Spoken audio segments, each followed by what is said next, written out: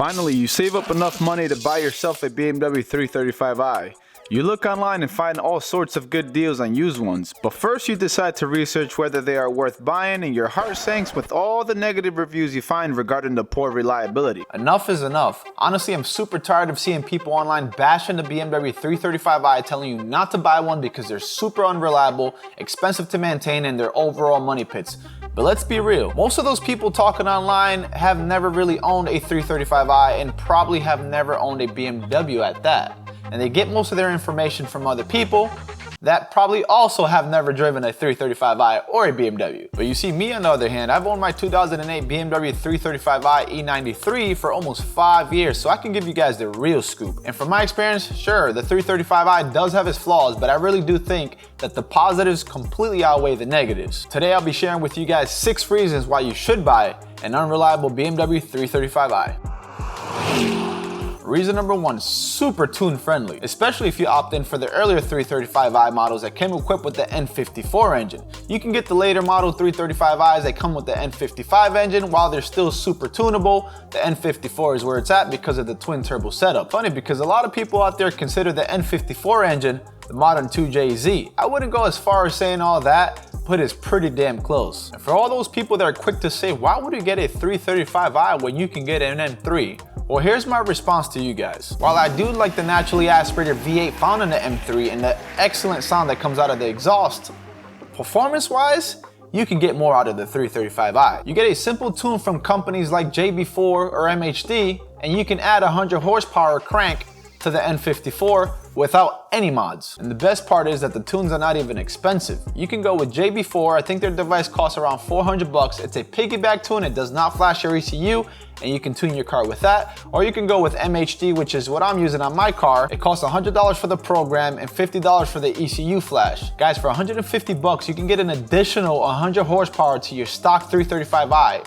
and you don't need any additional mods, just your cell phone and a DCAN cable that connects to your OBD2 port. And if you want to embarrass an M3 on a straight line, all you got to do is slap some bolt-ons and the tunes I just talked about, and you'll be pushing well over 460 horsepower to the crank. And for those of you guys that are not familiar with what bolt-ons mean, it's pretty much performance mods you can just bolt on. They're pretty simple to do, easy for DIY. For example, my car has full bolt-ons, which include catless downpipes, a front mount intercooler, dual cone air intakes, an aftermarket blow-off valve, and a metal charge pipe to ensure that I can handle the higher boost I get from the MHD tune. And if you're interested in learning more about those bolt-ons or you want to purchase some of them, I will have links in the description below so you guys can check that out. Last time I dynoed my 335i with this setup, I was running around 400 horsepower and 450 pound-feet of torque to the wheels, which is around 460 horsepower and a little over 500 pound-feet of torque to the crank. Most 335 owners kind of stop right there with full bolt-ons and a tune because that's more than enough horsepower. But if 400 horsepower to the wheel is not enough for you,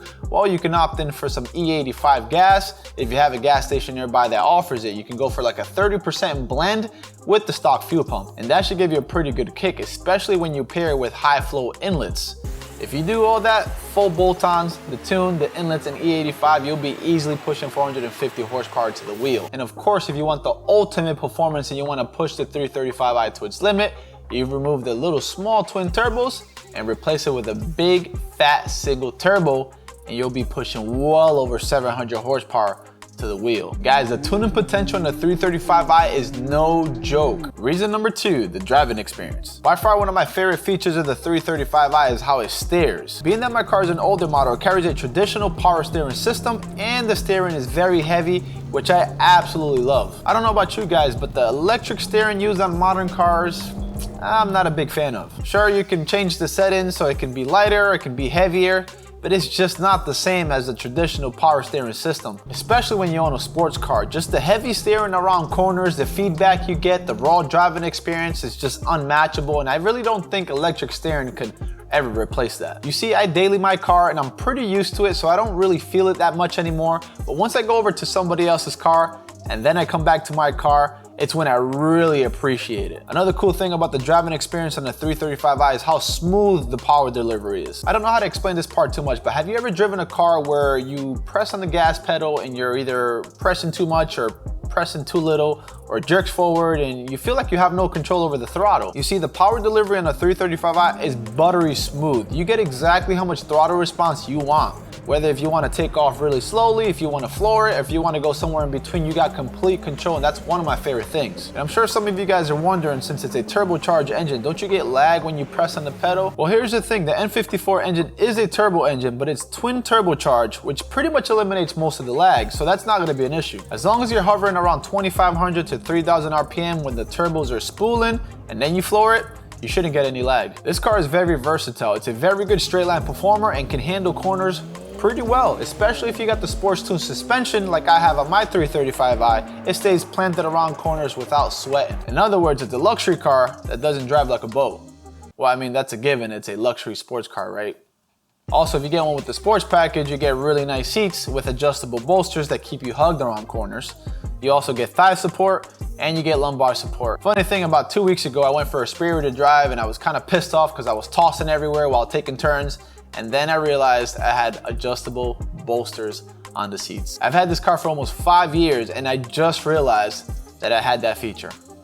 The third reason you should buy a 335i is because of the online support. And by online support, I'm not talking about help from BMW themselves. I'm talking about BMW forums and social media groups. These forums and groups are super helpful because they got tons of active members that are ready to answer all your questions. I haven't really seen a question unanswered on any of those groups, to be honest. No matter which 335i you decide to get, the E90, E91, E92, or E93, there's always somebody available that has really solid information that can help you out with whatever you might need. And that's what's pretty cool about having the older 335i platform. If you have any concerns or you're going through any issues, you can easily go on the forums and you can probably find the answers to it. Most likely whatever issue or concern you may have has already been documented on the forums. For example, I had issues with the convertible liner on my car, I had issues with misfires, and I had questions about wheel specs, and I found all the answer on BMW forums because they've been documented for years. By the way, the wheel specs on my car, the fitment, the coilover system, I didn't just come up with that on my own. I went through the BMW forums, I dug through a lot of articles, I got to see a lot of examples and what people were doing right and what people were doing wrong, and then I made a decision. And that's how I got my car to look like it looks now. On those forums and groups, you can pretty much find whatever you're looking for, whether it's wheel specs, how aggressive can you go in the front, how aggressive can you go in the rear, how wide can you go on the tires, how skinny, how much of a stretch you can do. Everything's pretty much answered, which is why I absolutely love the strong 335i community that exists online. Oh yeah, and being part of these groups gets you exposed to important information and recalls. It's actually how I found out about my AC blower and the airbags that got recalled by BMW. The fourth reason you should buy a 335i is the sweet, sweet engine sound. The sound you get out of the 3-liter straight 6 engine is so good. Not a lot of companies still make the straight 6, so snag one before it becomes extinct. What I really like about the sound from the 335i is that it's not overly loud. If you want the luxury feel and just drive around at less than 2,000 RPM, you don't really hear it. But then when you floor it, you can actually hear it, and it sounds good. And it's really easy to make the exhaust sound more aggressive. You can either go with catless downpipes like I did, or if you live in a state like California, you can go with high flow downpipes. And even with the aftermarket downpipes, yes, it sounds louder when you floor it, but it still sounds quiet when you want it to. And of course, there's a reason why your exhaust can stay so quiet at low RPMs when you're just cruising. One of the exhausts, the one on the driver's side, actually has a flap in it that opens and closes, and it controls the amount of sound that comes out of the car. You see, my car is pretty old, so that exhaust flap has been opening and closing for the last 11 years. It's starting to become loose, and every time I start the car, it kind of makes a rattle noise that was pretty annoying. Funny because a lot of people mistaken that for wastegate rattle. But it's not. So what I ended up doing to fix that rattle, I did a very cheap mod that a lot of 335 owners choose to do, and it's called the Golf Tee mod. I went underneath the car by the exhaust and I removed the little vacuum line that completely deactivates the flap. Now I get no rattle, and now the exhaust sounds much more full. Combine the exhaust sound with the aftermarket blow-off valve and dual cone air intakes, and man, does the combination sound so good. And yes, there's been a lot of controversy regarding the dual cone air intakes. Some people saying that it gives you a performance boost, and it really does help, and some saying that it just sucks up hot air and it hurts performance. In my opinion, I think the dual cone air intakes are worth it. They ultimately suck in more air for the turbos, which equals more combustion. Plus, when you're driving, cool air gets funneled inside through that plastic piece right behind the bumper, and it goes straight to the cones. And if you have a good enough front mount intercooler, it should keep the air intake temperatures low, and you shouldn't experience any kind of heat soak. Here are some sound clips from the setup my 335i is running at the moment.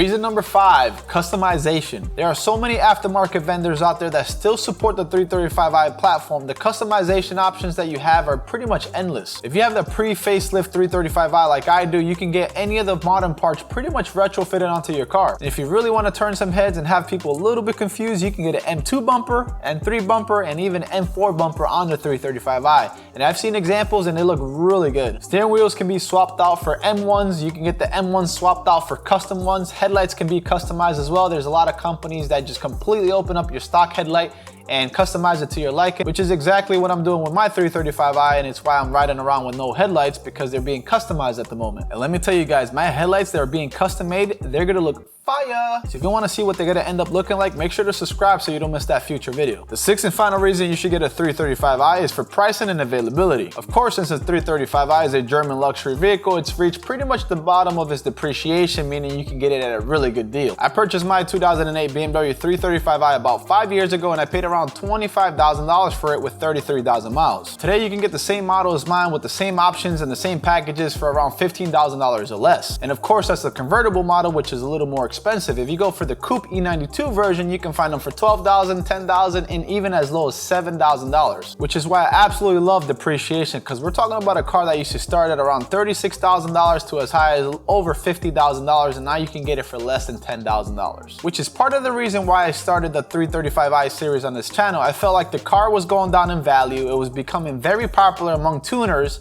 and then my videos would start getting suggested to people that are looking for the BMW 335i. Smart, huh? Also, if you're in the used market world and you're looking for a 335i, there's a big chance that they're not abused and they're just stock without being modified, which is perfect for those that want to get into tuning and start from scratch. I mean, what is there not to like? You get a very powerful car that has huge tuning potential, and since it's affordable, now you have money for mods. And I have one more reason. I know I said 6 reasons, but this one is more of an honorable mention for those that stuck around. A lot of the features you see in modern cars, like heated steering wheel, heated seats, rain sensing, wiper blades, and comfort access, my 2008 335i has all of those features. And this car came out 11 years ago. So even though you're gonna be purchasing an older model, it still carries a lot of the modern features that you see in modern cars today. Anyways guys, those are my 6 reasons why you should buy an unreliable BMW 335i. I might consider making a flip version of this video, why not to buy an unreliable BMW 335i, only if this video does well. So make sure and like it, share it with others, and if you want to see more, make sure to subscribe. As always, thanks for watching.